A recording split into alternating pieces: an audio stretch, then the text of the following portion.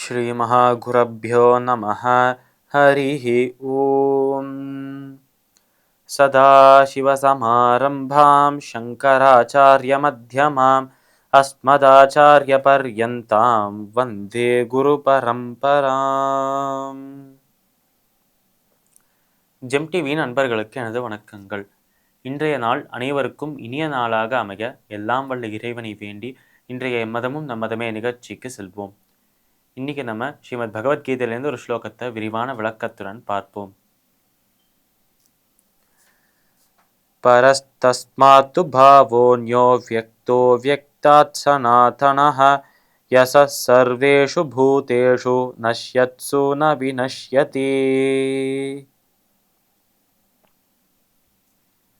இந்த ஸ்லோகம் ஸ்ரீமத் பகவத்கீதையின் 8வது அத்தியாயமான அக்ஷர பிரம்ம யோகத்தின் 20வது ஸ்லோகம்.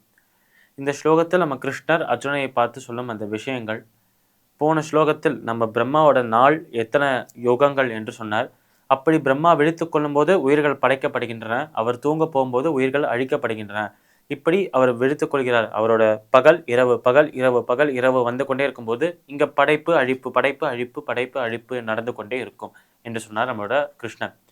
இப்பொழுது இந்த ஒரு கான்வர்சேஷன், இந்த பிரம்மாவை பற்றி அந்த விஷயங்களை சொல்வதற்கு முன்பு அவர் எங்க இருந்தார் என்றால், இது அனைத்திற்கும் எந்த லோகத்துக்கு சென்றாலும் அர்ஜுனா, நீ பிரம்மலோகத்திற்கே சென்றாலும் மீண்டும் பிறப்பெடுக்கதான் வேண்டும். இதுவே பரமபதத்தை வைகுண்டத்தை என் இடமாக இருக்கும் வைகுண்டத்தை அடைந்தாய் என்றால் மீண்டும் உனக்கு பிறப்பே கிடையாது, உனக்கு முக்தி நிச்சயம் என்று சொல்றார் நம்மளோட கிருஷ்ணர். அப்பேற்பட்ட அந்த வைகுண்டம் நம்ம பகவான் இருக்கும் அந்த பெருமாள் இருக்கும் அந்த இடமாக இருக்கும் வைகுண்டத்தை பற்றி பின்வரும் ஸ்லோகங்கள்ல சொல்ல போறார்.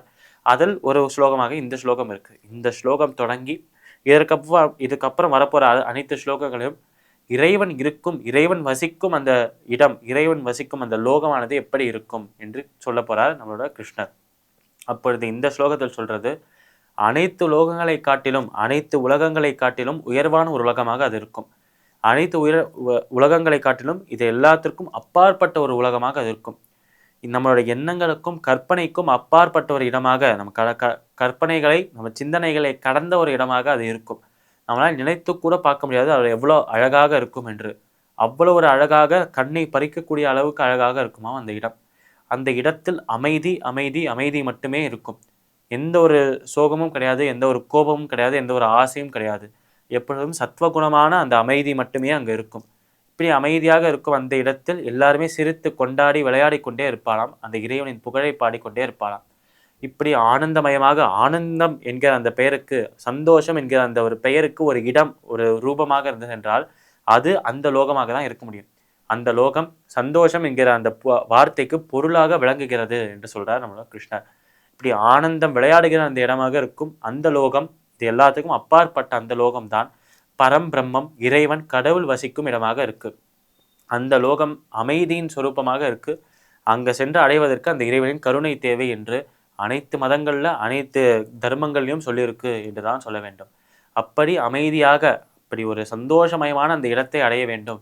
இந்த துக்கமயமான சம்சாரத்தை, துக்கமயமான இந்த உலகத்தை, இந்த பிறவியை விட்டுட்டு அதை பகவானை சென்று அடைவதையே நம்மளோட ஒரே லட்சியமாக கொள்ள வேண்டும் என்று சொல்றார் நம்மளோட கிருஷ்ணர். அப்படி அமைதிமயமாக இருக்கும் அந்த இறைவனை சென்று அடைவதற்கு அந்த இறைவனின் திருவடியை, அந்த இறைவனின் பாதங்களை பிடித்து கொண்டு நாம் செய்யும் அனைத்து செயல்களையும் பற்று இல்லாமல், அந்த செயலிலிருந்து ஒரு பலன் மீது ஆசை இல்லாமல், அதை அந்த இறைவனுக்காக நம்ம செய்யும் தொண்டு என்று நினைத்து அதை செய்தோம் என்றால் நிச்சயமாக அந்த பரமபதத்தை, அந்த ஒரு லோகத்தை நம்ம சென்று அடைவோம். அந்த இடம் எவ்வளோ சந்தோஷமயமாக இருக்கோ அது போலவே நாமும் ஆனந்தமயமாக மாறிவிடுவோம் என்று சொல்றார் நம்மளோட கிருஷ்ணர். ஸ்ரீமத் பகவத்கீதையின் 8வது அத்தியாயமான அக்ஷர பிரம்ம யோகத்தின் 20வது ஸ்லோகத்திற்குண்டான விளக்கம் இதுவே. மீண்டும் நாளை சந்திப்போம். நன்றி, வணக்கம்.